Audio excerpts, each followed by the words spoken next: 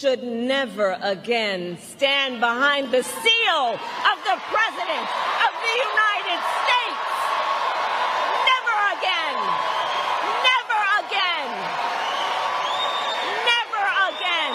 3 days later. Election night in America, one of the most consequential elections in recent history. Long lines at polling centers across the country, some voters waiting for hours. Supporters on both sides tonight calling this the most important election of their lifetime. We are getting to our first big poll closing. NBC News projects that Donald Trump has won the presidential election in Kentucky. To Florida, Alabama, Tennessee, and Oklahoma. Missouri will go to Donald Trump. It's clear now that Donald Trump has picked up key support among Hispanic voters, despite all the things that he said. It's looking harder and harder to see exactly where she can find the votes to get these places over the line. The Democrats, I think, hour by hour, are staring down the barrel of a second Trump presidency. It's a major projection that Donald Trump will win the state of North Carolina. This is the first of 7 battleground states. Let me just give you a gut check here about what we are hearing or reporting from the Harris headquarters. And I think the operative word right now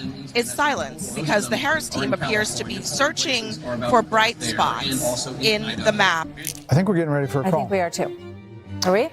Fox News can now project that the state of Georgia will go to former President Donald Trump. I'm just wondering if I can book a hotel in D.C. on Inauguration Day, buddy. Good evening, Howard. Good evening, HU.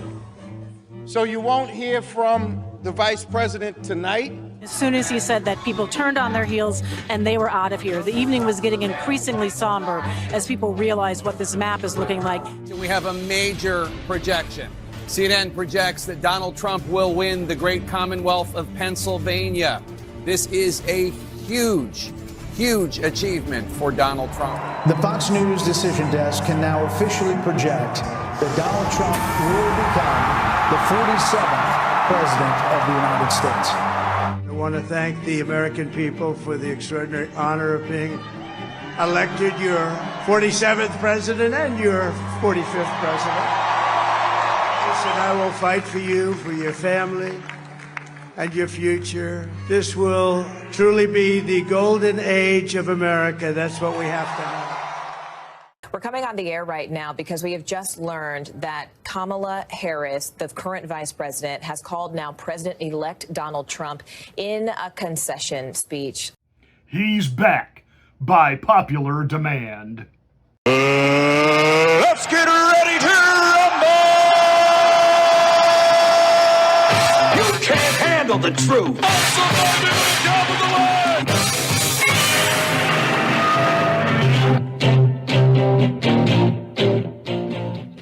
Hi, I'm Pastor Marty, and welcome to the Afternoon Drive. Make sure that you are subscribed to the channel. Once you are, smack the bell, click the word all. That will give you a notification of my rants, my ravings, my undeniably flawless reasonings. Please like and share this video. It's the only way that we get the word out that we're here. Thank you so much for watching and being a part of the Afternoon Drive. He did it, you did it, we did it together. But there's one area that has not been fully appreciated and recognized as part of the phenomenon, which is the Donald Trump comeback. And I want to do it right at the very beginning of my commentary. All across this nation, there were people who prayed. And I don't just mean prayed, oh dear God, please let Donald Trump win. I mean, there were concentrated prayer groups, prayer efforts, prayer meetings. I led one at the church that I pastor on the Sunday night before the election. There were prayer meetings happening from coast to coast on Monday night on the eve of the election. And President Trump needs to realize that not only did God spare his life that day in Butler, Pennsylvania, but that God's people prayed, God heard, God responded. Now that we got what we prayed for, what are we going to do with it? That's just a little side as we get started today. Well, as Team Kamala and the Democrats begin to finger point and try to assess what happened, I love what Kevin O'Leary said last night, and I'll probably do a full monologue on this in my next posting. Kevin O'Leary said that the Democrats had a great night and they need to thank Donald Trump for it. Now, he said that kind of early in the evening, around 8 o'clock. But even then, you were starting to get the sense how this election was shaping up, and it was nothing like the pollsters had it again, or like the media had been spinning it again. And somebody said to Kevin O'Leary, remember, he's Mr. Wonderful, the guy from Shark Tank, who basically, when they indicted Donald Trump over the whole nonsense with the quote-unquote bank fraud in New York, and tried to take Mar-a-Lago and tried to take his companies, and that's all under appeal now and is more than likely to be thrown out, along with the conviction on the so-called rape at the store 30 years ago in a dressing room. Kevin O'Leary said then, going after a New York businessman for a standard practice that everyone does, there's nothing illegal about it. Nobody was defrauded. There is no plaintiff here. Everybody got paid back. Everybody made money. What is the problem here? You're just driving business out of New York. Kevin O'Leary said last night that the Democrats owe Donald Trump a huge debt because now they can actually have amongst themselves, after that bloodbath, a real conversation. And that conversation needs to be that following the advice of Nancy Pelosi and Chuck Schumer and Barack Obama is over. It is time to move away from identity politics. It is time to stop thinking that Nancy Pelosi, at age 140, as the Crypt Keeper, and she can't even keep in her frog's teeth, despite all that insider trading that she's done and made millions off of it. And Chuck E. Cheese Schumer, who himself is, a whole new level of dillweed. Stop letting them be the strategy. Because remember, this was their idea. Get rid of Joe. They stuck the knife in his back. They're the ones that went to the White House. They're the ones that told him he had to go. Out comes Kamala. You got Barack and Michelle Obama out there yelling at black people for not voting for Kamala enough. The whole thing blew up. We not only have the greatest comeback in history, but it's like the phoenix rising from the ashes here. Donald Trump won the Electoral College. And you knew that immediately they would try to spin that as, see, this is why we got to go to a popular vote. He won the popular vote.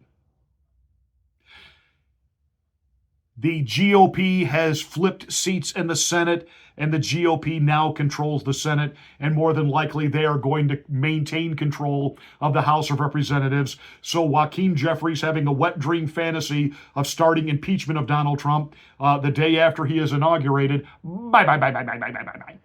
And even if the Democrats were to somehow take control of the House, immediately going after Trump with impeachment and all of this nonsense talk and chatter that you're hearing from certain libloons on cable TV, like, the hags over at The View about the 14th Amendment and insurrection. Here's a little hint, gals. First of all, understand something about the law, history, and how our Constitution works.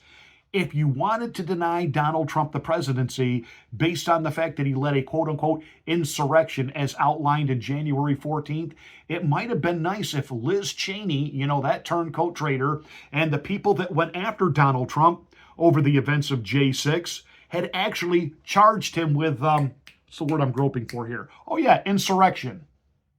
He's never actually been charged with insurrection. Nice try. But there is a clear mandate for Donald Trump. And what I want to zero in on here is this is the Democrats and Kamala not listening. From about May of 2021, people have been screaming about inflation, cost of living, immigration. You open the borders. You pretended like the borders were secure. You had your own people, Mr. Biden, coming out and saying, inflation, you're imagining inflation. Then you tried to say we had the best economy in the world. And again, there are people saying Biden should have been out there more and talking about how better our economy was than the world. It doesn't matter. If people can't afford it, it doesn't matter. It was what people were feeling and what they were experiencing, and you were ignoring them because you were into all of this woke bullhawk calling half the country MAGA. These MAGA Republicans, this pandemic of the unvaccinated. You know, they try to make such a big deal in the home stretch of the election. Donald Trump, you know, this fascist, and that, you know, he called our own citizens the enemy within, and he wants to use the army on them. Really? Let me see. 2022. What happened in 2022? Oh, yeah. Tim Youngkin won the gubernatorial race in Virginia, a Republican. Now, how did he do that in Virginia? What was going on there? Oh, yeah. Yeah. People at school board meetings being dragged out by sheriffs in handcuffs, and the FBI and the DOJ calling parents across this country domestic terrorists for showing up at school board meetings to push back on CRT and wokeism. Biden spent so much time trying to remake the military that we had to put people from the LGBTQ MOUSE community in every level and create this politically correct military. And we're going to have to redesign helmets for the hair of women. Just woke crapola on top of crapola on top of crapola, and public enemy number one became men and toxic masculinity.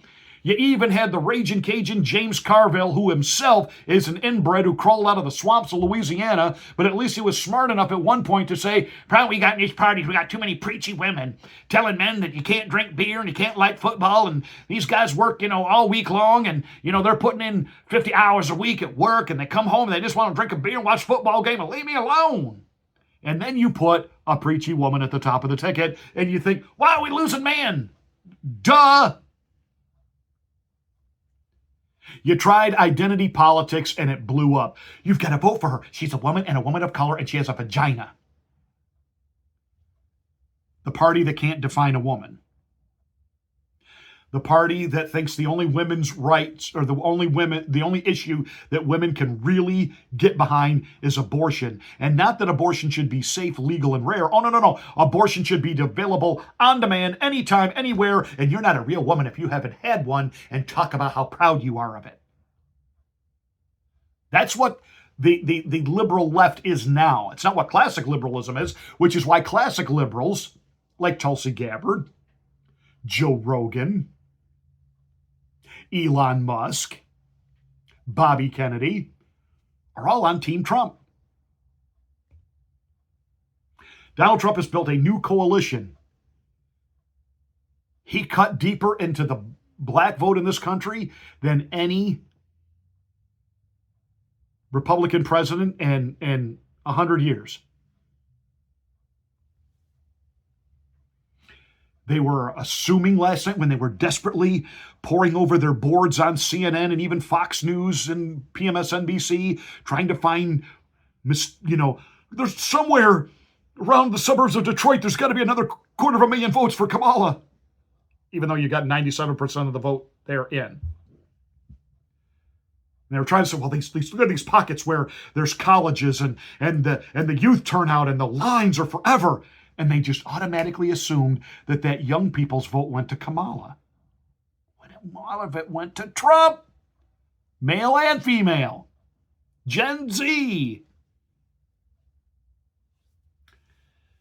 There were three things that cost Kamala this election.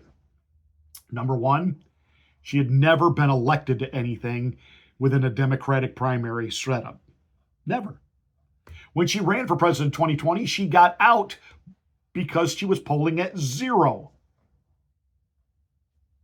So you put somebody that's never run, didn't know how to interact with the media as a candidate, didn't know how to open up, be genuine, be fresh, be real, didn't know how to talk to people without being cringe, and just speaking in endless looped sound bites that she had memorized in her head, and speaking word salad. I will be unburdened by the things that were for the things that are.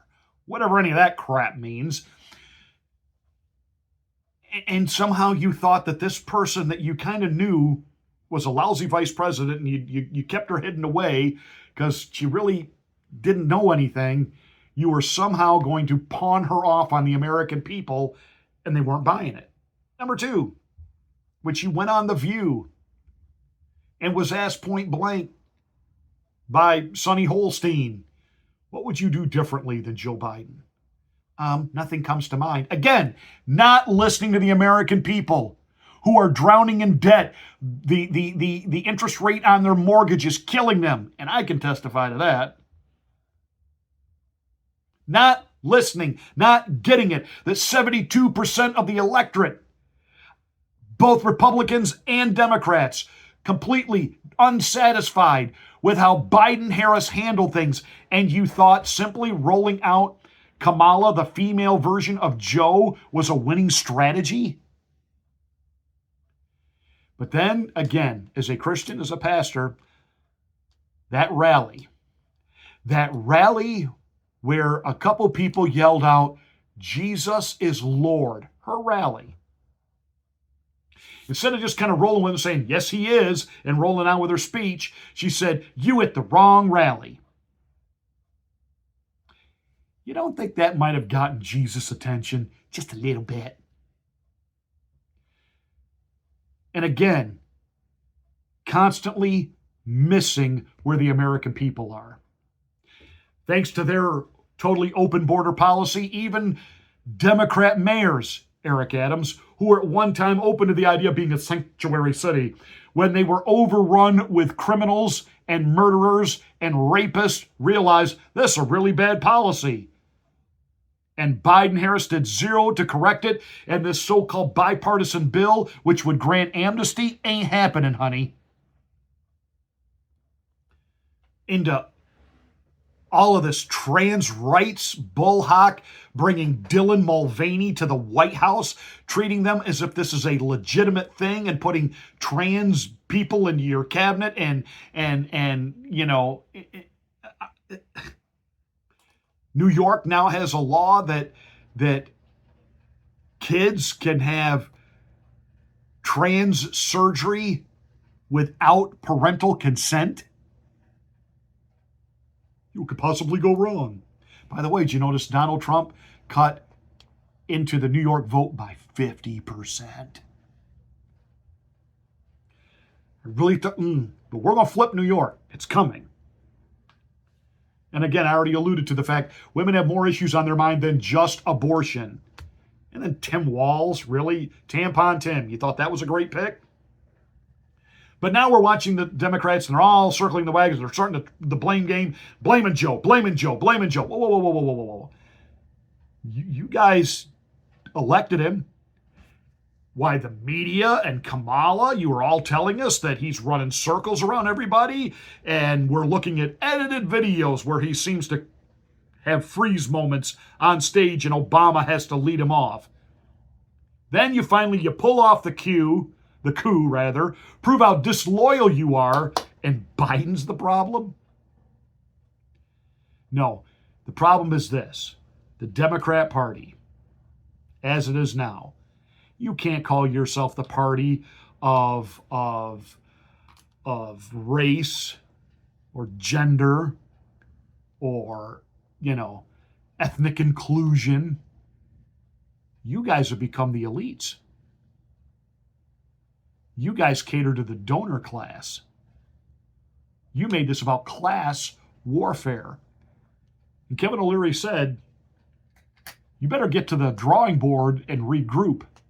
Because the bottom line here is people are done with this. The silent majority yesterday found its voice, and they spoke at the ballot box.